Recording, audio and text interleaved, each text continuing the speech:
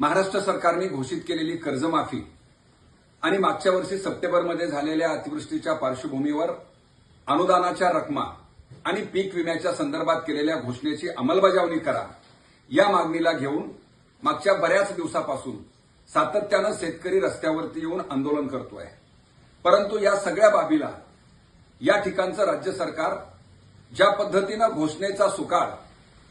आणि आकड्याचा खेळ करण्याचा कार्यक्रम सातत्यानं चालवलाय आणि या सरकारी धोरणावरती मात्र जिल्ह्यातल्या लोकप्रतिनिधींनी बोलणं आणि घोषित केलेल्या गोष्टी शेतकऱ्यांच्या पदरात पाडणं ही कर्तव्य आणि जबाबदारी असताना सुद्धा ज्या पद्धतीनं किसान सभा प्रयत्न करतेय भेटून हा प्रश्न कसा सुटू शकतो, शेतकऱ्यांच्या जाचक करण्याच्या अटी रद्द करा, 17,500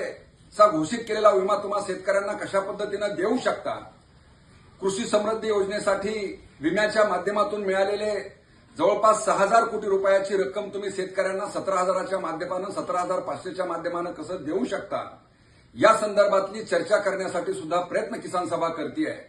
परंतु तो प्रतिसाद सुद्धा जिल्ह्यातले वेगवेगळ्या सभागृहातले प्रतिनिधी देण्यामध्ये असमर्थ दाखवत आहे आणि म्हणून जिल्ह्यातल्या शेतकऱ्यांनी एकजूट होऊन आता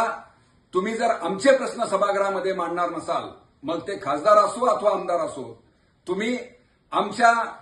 निवडणुकीच्या काळात शेतकऱ्यांचा जो पुळका दाखवला तो पुळका तुम्ही जर सभागृहामध्ये दाखवणार नसाल आणि घोषित केलेल्या रकमा जर आम्हाला मिळवून देणार नसाल